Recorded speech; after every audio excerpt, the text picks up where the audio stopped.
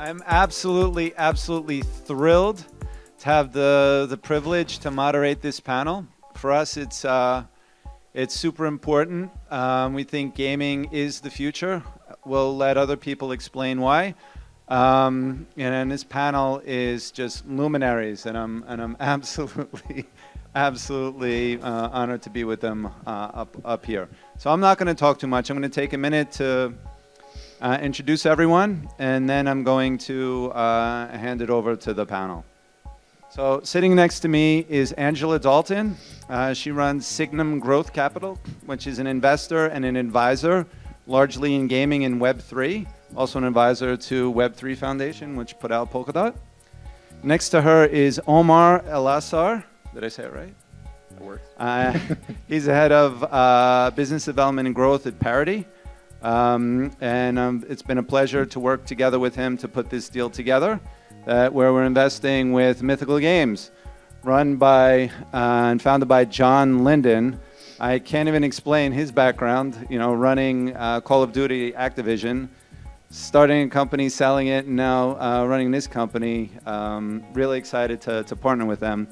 And Robby Yung, who is the CEO of Animoca Brands, who is actually also instrumental in helping this happen, in approving, agreeing that Polkadot is a good place to be. Animoca started out as a video gaming company and has grown to one of the largest investors in Web3, NFTs, and gaming. So with that, I'm going to kick it off and start with Omar. So Omar, why Polkadot? What is it? And why gaming? Thank you, Mark, for that introduction, that kind introduction. So, as Mark said, I lead ecosystem growth and business development at Parity Technologies.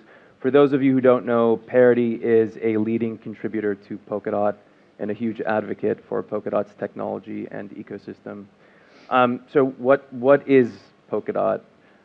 So Polkadot is a layer 0 protocol which enables builders to develop products and services across the entire Web3 stack, from purpose-built specialized blockchains to cross-chain smart contracts and decentralized applications, all within a highly interoperable and secure environment. So that is what Polkadot is. I think the question at hand is, why gaming, and why was that so exciting to us? I think from a BD perspective, one of the core mandates that we kind of focus on is trying to identify industry verticals that are at an inflection point of growth from a Web3 perspective, right? And when we took a look at gaming, it was pretty clear from an indicator perspective, huge market potential, validated Web3 use case, and some really interesting indicators on the adoption and transaction activity perspective.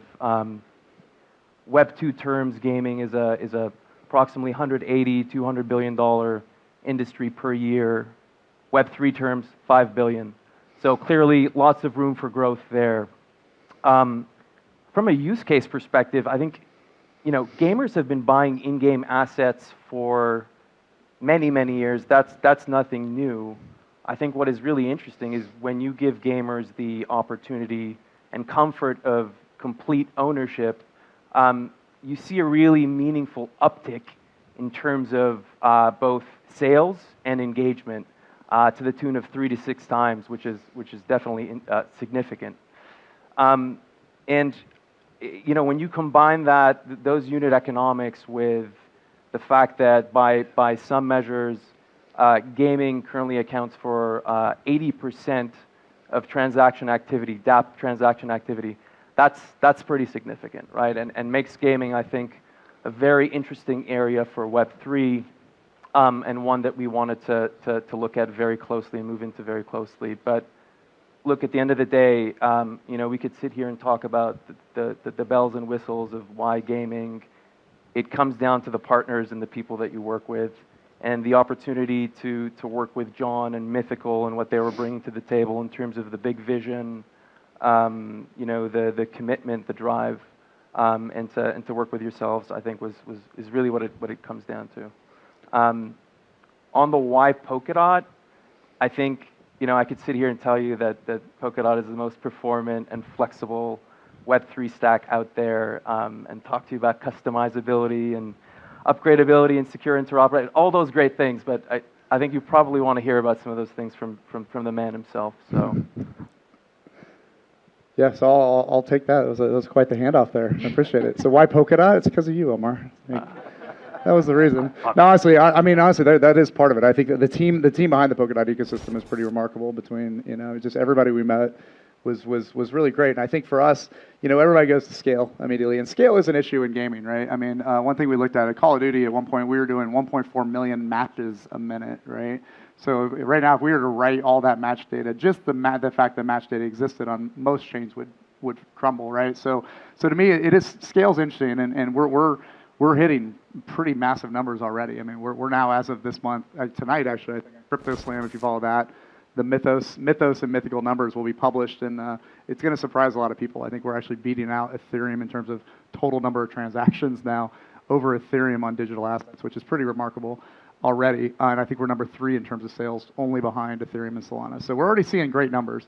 But for us, it wasn't necessarily just about scale. It's really about flexibility and the governance and security and things like that. And I think what we're seeing right now, what we've seen in gaming for a long time, is that gaming is a following mentality. We saw this in mobile, right? Mobile was not started by Activision and EA. And in fact, they came in very far down the road. And in fact, at one point, we were trying to get into mobile at Activision. We talked to Bobby Kotick, who was the CEO, and he'd be like, we'd be like, "What's the strategy in mobile?" He's like, "Yeah, it's only about a $40 billion business. We're not messing with it." We're like, "Yeah, but it's $40 billion. We should be in there." And so they're kind of late following. And then suddenly, frankly, we just kind of built games ourselves. Hearthstone was the first to go live on mobile, kind of unauthorized. And then we did a game on Skylanders, and then suddenly, I think 6 months later, they bought King for $10 billion, I think, something like that. So suddenly, gaming are coming, and what we're seeing right now, we saw a couple games last year. You guys had one, we had one, and Axie had one that hit 1 million accounts, right? Sandbox, Blankos, and Axie hit 1 million accounts, and that was a great start. This year, I think we're going to see 3 to 4 games that hit 10 to 20 million players. That's a nice big order of magnitude over 1 year. And now we're going to see a lot more companies coming. I think we're literally 2 years away from having games that could do 50 to 100 million players in those ecosystems, maybe sooner than that. And at that point, the entire industry is coming. The entire industry will be in the space.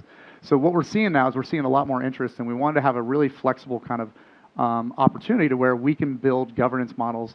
We can build kind of on the substrate backend that's super powerful, is really a V2 or V3 even of what we've seen in other chains. So we talked to everybody.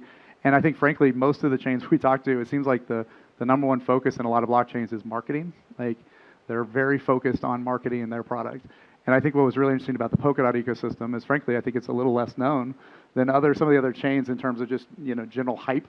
And that we weren't looking for hype. We were looking for substance. We were looking for governance. We were looking for security. We were looking for flexibility of how we can build and how we can interoperate with other game companies on all of our terms, right? Does that make sense? Absolutely. I hope that sells a little bit of what with our view, but it was not really as much about scale. I think what was scale we can all fix. There's solutions on both sides. There's ZK rollups. There's all these things. But I do think we are going to hit some scale issues that I think the Polkadot ecosystem will be great to be able to support us. So if that helps. Thanks. So Angela, why gaming for you and why blockchain? So back in 2003, my background is traditional finance, always in big investment banks prior to starting Signum Growth in 2018. So I was always in these big media groups in big banks. And in 2003, I was looking at behavior and the idea that all of the behavior was leaving the living room. So $150 billion gets spent every year, year in, year out, on TV advertising globally. And actually that hasn't changed, it hasn't come down. Even though nobody's in the living room. And so I started going to E3 and getting into gaming in 2003 because I thought, this is where the behavior is happening. In the same way that John was just talking about mobile, and he was early to mobile before the gaming companies were there, I think the behavior we're seeing in Web3 is even leading the gaming companies. So now you've got big, so just to step back, I grew up in a suburb of Kansas City. In the 80s and 90s, my parents would have these big dinner parties, and there was china on the table, and there's art on the walls, and the home was kind of the center of gravity of your identity. your social capital. So you can drive out of your home. I called it like kind of the ATM, like the distributor of social capital is the home. And all of your social capital and identity is physical items, walking your dog, going on trips, driving your car. And then in the early 2000s, when Facebook launched, you started to see digital representations of social capital and identity. So social capital became a lot more mobile. This was only accelerated by the iPhone a few years later, and then Instagram really accelerated it. But now you can, or then you could actually go to places like Machu Picchu and take a selfie, and rent the runway and take a selfie, and now your social capital and identity is not tied to your home. So this whole idea of social capital and identity being kind of unleashed has been happening in games for decades. And so now what I see is we're moving into this digital world. I have an 11-year-old who's in Roblox. Her identity and social capital is not tied to anything physical, not even a selfie of something physical. It's inside these gaming platforms where she meets up with her friends. She has a dress store in Roblox. They buy and sell each other's stuff. They're talking to each other. And in the same way that Activision and mobile was late to web, to what John's talking about when he was doing mobile, I think these big platforms like Roblox and Fortnite are going to be really late because they're run by 50-year-olds and older, and they're going to be really late to this behavioral change that we're seeing. Exactly. What? I was going to say. No, I mean Don't throw stones. I mean, I'm in the camp. I'm just saying these big companies are not going to recognize this behavior change. Yep. It's going to be the Web3 world that recognizes the behavior change in my 11-year-old. So I'm really excited about the idea that all of this, the demand for user behavior is going to start in games, but all of the solving of the issues that these kids actually have is going to be solved in Web3. Yeah. Thank you. Robby, Sure. Animoca Brands is one of the biggest names, one of the earliest investors in NFT, in games, in Web3. Tell us a little bit about the story for those of us Sure. here in Europe who may not know it as well, and what's your vision Sure. for... So I think, and this sort of gels a little bit with some of the earlier comments. We started out, we were a mobile game studio. We started in 2009. We had a lot of success in mobile in the early days. And I think that like many other mid-sized companies in gaming, we always struggled to try to bring in users, because the way that mobile games are designed is it's designed as a massive user acquisition funnel, and you clip 3% of the users that pass through it, and they pay for stuff, and you make a living based on that 3% funnel. And so you've constantly got to be pouring in new users. So the cost of user acquisition is a key component of the success of your business, and how that compares with your average spend per user. And so one of the things that drove us actually to investigate blockchain was we were looking for new areas of growth. So in 2017, we ended up partnering with a small hackathon project that was thinking about the idea of giving actual digital property rights over in-game content. And that game was called CryptoKitties. And we worked with a team that now is called Dapper Labs on that game. And it really ignited our thinking about this idea of giving digital property rights and ownership to players. Because as has already been said, it's a habit that's been ingrained for 20 years in free-to-play models, and yet players don't actually own that stuff. But the important thing is that it actually solves the user acquisition problem. Because the user acquisition problem is core to what's wrong with gaming today. So as Omar was saying, gaming is a $200 billion industry, but how much did we spend on user acquisition last year? We spent $109 billion on user acquisition. Right? Forget about the 30% that goes to platforms off the top, right? And so all of that user acquisition cost, the worst part of that is that money goes to Facebook and Google predominantly. It doesn't go back into the game industry. They take it and it goes out to other places. So we lose 55% of our revenues in our industry that just exits every year as we spend money with other people's platforms. It's a bit like the money that goes into TV ad spend, right? It's just wasted, honestly. But in a Web3 environment, as we start to build ownership of digital assets for users, that money actually stays in the ecosystem because, as it turns out, ownership is the best retention mechanism, right? It's the same reason that if you own a holiday home, every holiday you take after that is in your holiday home. You don't go to hotels anymore because you own that place, right? When you own your own home, you spend more money on renovation than if you're renting because you own it. You treat it differently. And we observe the same behavior with digital items inside games.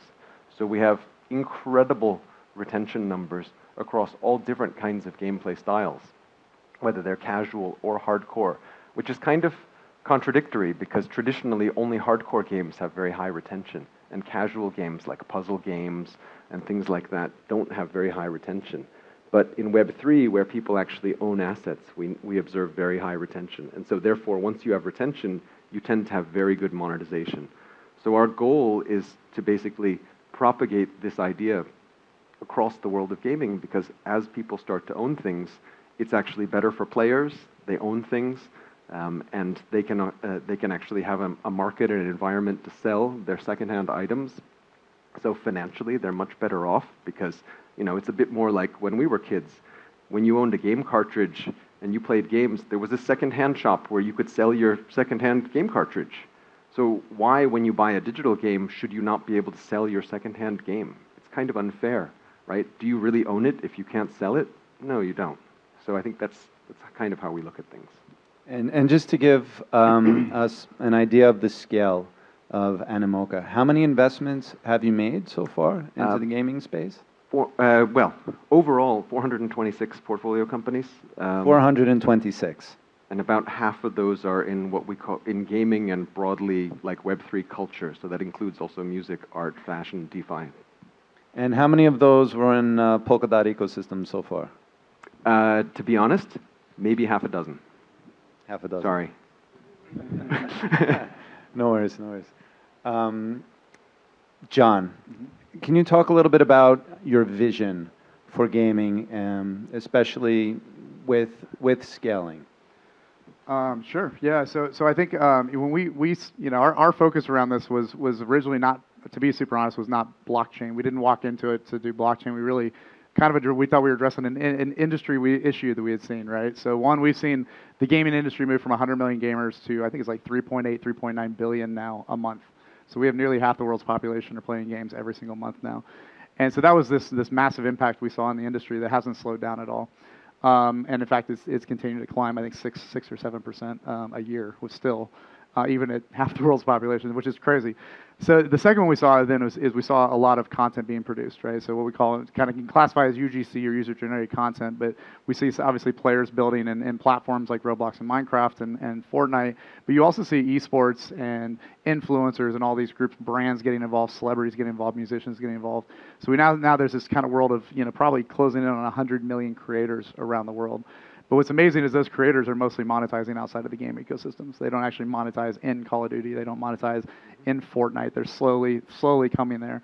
And that was really kind of the original problem we looked at doing is how do we basically kind of bring these creators, bring these gamers and start democratizing these game economies. So we've stayed pretty true to that. We've been really building, you know, kind of this concept of ownership, and when you have ownership, you have secondary markets. And one of the challenges we also saw is we heard a lot of feedback towards like, oh, crypto's made for gamers. Kinda. We've had virtual assets sold, but gamers are not crypto traders. They're not financial traders. They're gamers. They think in terms of liquidity. They don't think in terms of trades and floors and bids and asks and all the stuff you hear about in kind of the crypto side. So we've really been kind of trying to dive in and scale around that, right? A blockchain tech that is really compliant with app stores, right? There's another challenge with app stores to where it's done in fiat, right? And if you just are writing against any blockchain, you have race conditions, right? You have to guarantee delivery of an asset to stay in the Apple App Store. Or to get in the App Store, you have to be able to prove you can deliver an asset if it starts a fiat transaction. Well, it's a two-step process, right? So we've had to build a lot of tech for that to make sure we can really scale that. And I think with that, we've had a lot of firsts, which is great. You know, we've kind of, you know, one funny thing is we brought Blankos to Epic Game Store last year, and that took like 2 years to get through new policy updates, refund updates, all that with Epic because it's a new economy. So we got through there and we're all kind of like high-fiving, and then they're like, cool, where's your ESRB rating? Which you ever see that, like T for teen or E for everyone. And it was like, we've done that with every game we've ever made, and we're like, oh, crap. we got to go talk to them now. And that took us another like 8 or 9 months to get through that policy change, right? So there's been a lot of firsts in this game, and we really tried to been kind of driving into that. And I think it's now really paying off, right? We had Blankos has done really well on the app stores. We were kind of first there. NFL has done really well in the last week. We've been very excited on that. So we went in right through, like I said, right through the front door and seen just tremendous response on that game so far. I think that game, will be the first game to hit probably 10 or 15 million people with a tradable Web3 economy behind the scenes. So we're seeing a lot of this right now. We've also been picking very, very strong genres of games and partnering with amazing developers that are specialists in those games. And I think that's been one misstep for a lot of games. I'm not sure you think about some of the groups out there, but I think a lot of people start with, hey, I'm going to go build a RPG game. And like, cool, have you done it before? Nope. Well, good luck. It's going to take you at least 10 tries to get it right. So I think finding the right studios that know how to build these games and build them at scale is really, really important. And that's kind of the formula, is having tech that works, tech that really speaks to consumers, and then finding the right products that make sense, and making sure that the utility is really there, right? Just buying and selling in a game is not interesting. It's really, how do you have new game models that create fun for gamers that are dependent on the technology, right? And that's been a key thing we've been missing, right? Even in the early games, they were kind of like gamified markets, and if it feels like work, then it's not a game, right? I mean, you can call it, I don't want to argue semantics, but if it feels like a lot of work, then players are not going to adopt it and stay around, So Angela, you mentioned before identity, and how would you juxtapose metaverse and gaming? So I call gaming the Trojan horse to the metaverse because, again, I mentioned these backdrops that kids are in now, Roblox, the new creative platform from Fortnite. These are hangout spaces, and a lot of creativity and collaboration is going on. And these are kind of the hints to the new behavior that is going to drive, I think, the metaverse and Web3. The way we just define the metaverse is kind of any online space where there is persistent, human, authentic behavior. Zoom, we call the first application. We were zoomed into the metaverse. But really in games, you saw it first with Minecraft. We're seeing it with Roblox and Fortnite, as I mentioned. But all of these are just indications of where we're going. I think it won't really be the metaverse until we have property rights, as Robby mentioned. I think that property rights and ownership are key, because when people are creating something, they really feel tied to it, and they really feel responsible for it, and they actually want to own it. And so I think all of these kind of things are converging and coming together. And I also think that it's going to depend on mass markets. This is why back in we met John back in first week in it was January of 2019, first week in 2019, and it was the first time I thought, okay, this is it, because this mass market has to come. We've talked a lot about demand in this space, and I think that, like John, Mythical just brought in 500,000 players in a week. That's the goal of a lot of blockchains for the whole year. And so until we start seeing kind of real demand pulls like games, we're not going to get there. I think it's also a combination. It's a combination of kind of some of the things you mentioned. The UA side is really interesting. If you look at mobile games, right, we had a game called Marvel Strike Force, which was it was very successful mobile game. I think we ended up doing $3 or $4 billion in that game over a few years. But that game was only monetized by about 4% of the audience, right? So literally 96% of the people never paid $1. And what's funny is it's been kind of interesting watching some of the early missteps, I think, in Web3, to where it's like, I'm going to gate this game and you have to buy a $300 asset. If we had gated Marvel, that game wouldn't have existed, right? That other 96% of the community is really damn important, right? It creates the game part, So that 4%, so it is an interesting opportunity. And I think what's great is we kind of use the phrase a little bit that we're not chasing the whales anymore, right? In UA, we're creating the whales. And to me, I'm not saying that, to me, this is not a get rich quick, but it starts redistributing the wealth, right? So people that are grinding the game can work very closely with the people that are spending, and there's going to be all new dynamics that come out. It can't also be too pay to win. There's a blend. So it's really what it gives us is it gives us a new paradigm to design. So I don't think there's a magic bullet of like, do this, and you're going to be successful. It's really just like it's not gaming right now. You can have a new version of Unreal. Go from Unreal 4 to 5 doesn't make your game better, right? You still have to build a great game. And I think, but it gives you better tools to get more creative and get more involved of what that experience in your head is of how you deliver that. And I think we can't lose sight of that. Like with any tech, We have to still build a great product, but we have a brand new palette of tools to create with, and I think that's when this thing really takes off to millions and millions and millions and millions of people. I think also one of the big challenges is that the game economy design is far more complex because you're essentially building an open economy, and game designers historically are used to managing a very, very closed economy where they can control absolutely everything that happens. And it's actually quite a simple economy because it's based on just we sell stuff, you buy stuff, and that's it. And once you introduce peer-to-peer trading and you introduce other kinds of financial mechanics and more openness and potentially interoperability of assets with other games where people can import items that they didn't buy in this economy, they bought in some other economy. We've seen that before. That's how the physical world operates. But to replicate a sustainable environment within a game is far more complex, and you need a different type of team who thinks differently to create those kind of sustainable economic models. So we've seen a lot of early projects suffer from, hemorrhaging of asset value because a lot of users come in and then they have behaviors that were unexpected. Most notably, Axie Infinity is like the poster child of this because they never expected it to be as successful as it was. And the economy design didn't stand up to that. So we need a new kind of thinking, which there are not a lot of people in the industry who have the experience at that. I wonder, Robby, do you recommend to your portfolio companies to have that special role in-house these days, and how hard is that to find?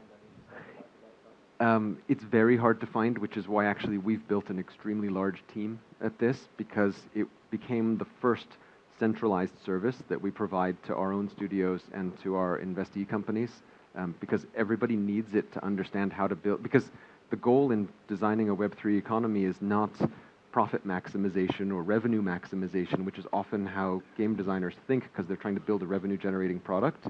The goal is sustainability, because once you have sustainability, revenue and all that comes, and it's a much different way of thinking. Gaming is also a lot of copycat economies. Like if you really want to analyze gaming economies, there's not a handful. I mean, there's not more than a handful of truly unique economies, to be real honest. I mean, even Fortnite, right? Fortnite. If I don't know anybody played the very, very, very first version of Fortnite, it sucked. It was a terrible game. It wasn't a battle royale, right? The game was not battle royale. PUBG came out with battle royale, and they're like, let's do that, and they brought that into Fortnite, and it took off, right? So, and now everybody builds battle royale. So it's very much a copycat industry, whether you like it or not. And what we're going to see is 4 or 5 economies that take off. Yep. And it is a challenge right now because most mobile games are designing for inflationary economies, right? Yep. You're trying to put as many freaking things out there as you can to try and capture a very small portion. I'll use Axie as an example. They went the other direction. They were designing for 100% for scarcity. And the problem with designing for scarcity is, frankly, it pisses a lot of people off, right? There's rarity curves in games, and even a legendary item in a game is usually 1%, right? Well, if you only have 10,000 assets and you have 10 million people, do the math on that. Like, no one's going to want to play. It's going to feel not great, right? So it is this new balance that we have to build, and I think we will see a lot of copycats, and I think everybody's prepped for that. We'll see how do you do it in sports, how do you do it in racing, how do you do it in RPG, and we'll see those models as soon as they work. We'll see a lot of permutations, and then what you see is very slow evolutions of changes, but we're just on the cusp of that right now. I think we're starting to see these games that are going to really, people are going to see it, and the entire industry is watching. I'm telling you, like as soon as we see games that hit 25, 30 million people, the entire industry is coming in and coming in fast. I think Candy Crush is a great example of that, right? There were huge match 3 games for a long time before Candy Crush, and they figured out the viral mechanic of leveraging Facebook for people to invite their friends. And once they figured that out, every other game copied it. Yep. Right? Yeah. And that, I mean, we have, there's words for that now, right? We have K factors and things like that. You have to build in every game now, right? If you don't have that, you're going to fall behind. And so it's this constant evolution of what happens, and we're going to see some pretty massive adoption very, very quickly. Because I think the other piece too that's really important to game makers, right? Game developers, the margins are getting thinner and thinner and thinner. Apple really didn't help much last year with IDFA. So I don't know if you're familiar, but if you see that everything that pops up now, it's like, is it okay if Candy Crush tracks you? I mean, what are you going to say? You're going to say no, I mean, is it okay if they can collect ad revenue? Yeah. No, and really what's happened now in the industry, it's really, really jacked up the entire ad ecosystem. So margins are getting thin. Yeah. And we've seen already on a small scale right now at Blankos, we're seeing 60% net revenue increase. We're seeing 3x ARPUs for players, that's pretty sexy, especially in a market that you're sitting at 2 or 3% margins a lot of times, which is success or failure. So we're going to see it coming. We got back, we've had some great meetings with groups like Sega and Square Enix, and they are all rooting for us, which is awesome. Like, they're like, please make this work, because we need some fresh air. We need some new, fresh breath of air in the industry. So I'm telling you, it's coming fast, and every game company in the world's watching this right now, which is exciting. Yeah. So Mythical is a game studio and a platform. Right. How does that work? So that's one a little bit different than we've had. We've had other companies in the past that you're just trying to build great games around so you're always looking for genre that works, art, IP that really fits that genre, and then finding some type of leverage point, right? Leverage in marketing or whatever. Now, basically, the difference is that we build everything on our tech, right? We will never do Candy Crush, right? Unless we can figure out some weird Web3 Candy Crush, which I know there's some people doing it. It's just not for us. But anyway, so everything we're doing is on the platform. And basically what we found is that we wanted to open that up, but we figured that if we open that up to other developers, we're going to see 95% of them fail, And we didn't want to be the Steam. We didn't want to have 10,000 failed economies. We want to really help figure out the gameplay book for the playbook of what RPG is and what sports is and what racing is. So we've gone very deep around that on our own tech. But we're getting very close now, I think, to having commercialization to where we can hand you this and say, hey, here's some tools, right? Here's some pockets of value that we're seeing created, and now apply it to the genre you're working on. So I feel like it's taken a little maturity, but we are going to go heavy into being a platform over time, for sure. And speaking of platform, Omar, what are some of the tech challenges to helping realize that? Yeah, I think Web3 is a space that is in constant flux and development and evolution. And so when we talk about building out platforms that enable great use cases like gaming or otherwise, we have to think 10 steps ahead.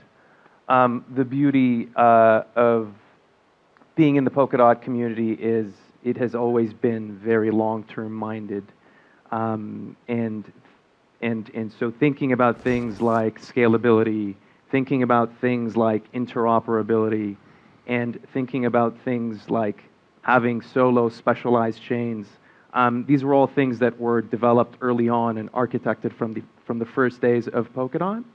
And what's interesting is now we've reached the point where, we've managed to get some of those core infrastructural primitives in place, which took a while. But now those can enable some really great experiences to facilitate great AAA gaming experiences and collaborations, between Mythical and some of the other big gaming players that want to come on, or the big decentralized social media player that was announced last week with MeWe bringing on 20 million users. So that wouldn't have been possible without interoperability, which is something that was focused on. So there's always going to be technical hurdles to focus on, but it's really about, to use a North American phrase, where the puck is going, not where we are today. It's more of a Canadian, definitely Canadian. It's definitely Canadian. It's the great one. It's the great one. I'm just going to add to that, because I think that back, when I started working with the Web3 Foundation, what I saw relative to gaming too was the idea that there were going to be experiments, and we saw it with Axie Infinity, as you mentioned. So with Axie Infinity as an example, there were 9 validators. So it takes 5 of 9 to hack that, right? Polkadot always had this vision of balanced, decentralized 1,000 validators to start, where kind of fairness and decentralization is built into the tech. It took a long time to build that. So where the puck is going, you just made me think of that. There's so many areas of design with Polkadot that we're thinking 5, 10 years down the road for mass markets, definitely. not... Yeah. You can definitely feel that, I think, with the ecosystem for sure. I mean, the more we get into it, the more we're like, oh, it's really interesting. Like I said, I appreciate that about that ecosystem, is they've really been thinking very heavily around the future and not chilling a brand or whatever we've seen with other groups. So Yeah. Awesome. So I have one last question. Okay. So you're mentioning 500,000 new users last week. What does that mean in a blockchain context? Whoever wants to take it. In what respect? All right, so there's a blockchain behind it. Yeah. But what does that mean? Does everybody get an own address? Oh, I Do see. they get a wallet? What do they do? Yeah, that's something we've done a little different. So we actually have what we call a guest account. That's another feature we added to our chain, to where you have a guest account when you come in. Because again, most gamers don't understand what's happening here. They don't, and so they understand coming into a game and you have an Apple ID and things like that, but they don't understand the idea of private keys and all that. And frankly, that's one of the biggest concerns in gaming is the idea of private keys scare the crap out of everybody, right? Like Nintendo, there's no way Nintendo they're sitting there and they're like, we don't want someone to set down this seed phrase, not knowing what it is, and suddenly you lose Zelda. No one wants to lose Zelda, right? So that's a concern. So basically, there's guest accounts. So the way we set it up is, every account has a wallet by default. If you link an existing wallet, it'll move that wallet and merge those wallets together until you know, right? And then we have bridges and things like that. But here's the funny math on that. The bridging right now, we put in bridging into Blankos on 1.5 million accounts. I think we had a whopping 2.5 to 3% ever used a bridge. A lot of gamers don't care right now, but they care about the functionality. So why build on blockchain? Well, as you start getting more education and you're getting more advanced economies and you're getting more gamers working with more stakeholders and more brands and all that, it is the best way to have these interoperable experiences. So, basically 500,000 people come in, they get wallets, which is exciting. And if they already have a wallet, they can kind of merge that together and use their existing tech, right? So I think it's a fun time. I think we're going to see a lot of education happen. And I mean, the best thing to me is if you get an NFL player and suddenly you get a push notification later saying, hey, someone's offering you $100 for that, you're like, what the hell is that? And you go click it and be like, oh my God, I can sell this thing. And that's the best introduction I think you could get to Web3, right? It's like something that affects you that you're like, I didn't have this before, and they're like, I can actually cash it. It's really kind of that life cycle marketing of getting them through the process and using the game to get into what is the concepts of Web3. That's what we're excited about. And the important thing is it tends to be a one-way street as well. So we find that when new users come into the ecosystem, they open a wallet for the purpose of a game or some other, collectible application. They don't leave.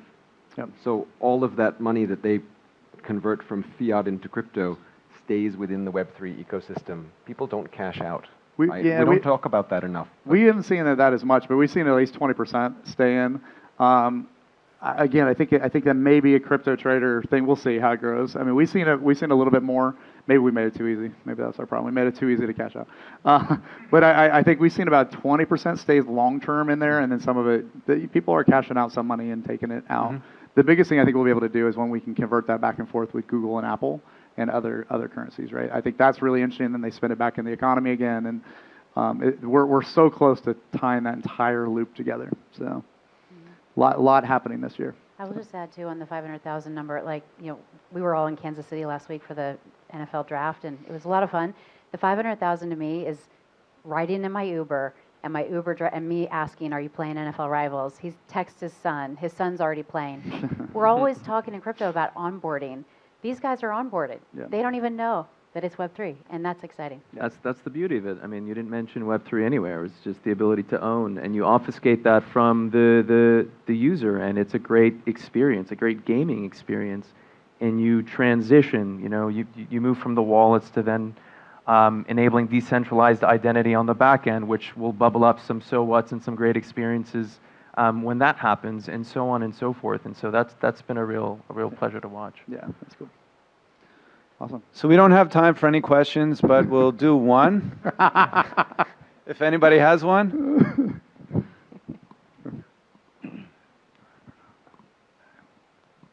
Hey guys, great talk. I was just wondering how you guys do the custody of the assets and how you see the industry going forward for the either big brands or the gaming studios, or how it's going to evolve. Thank you. For us, yeah.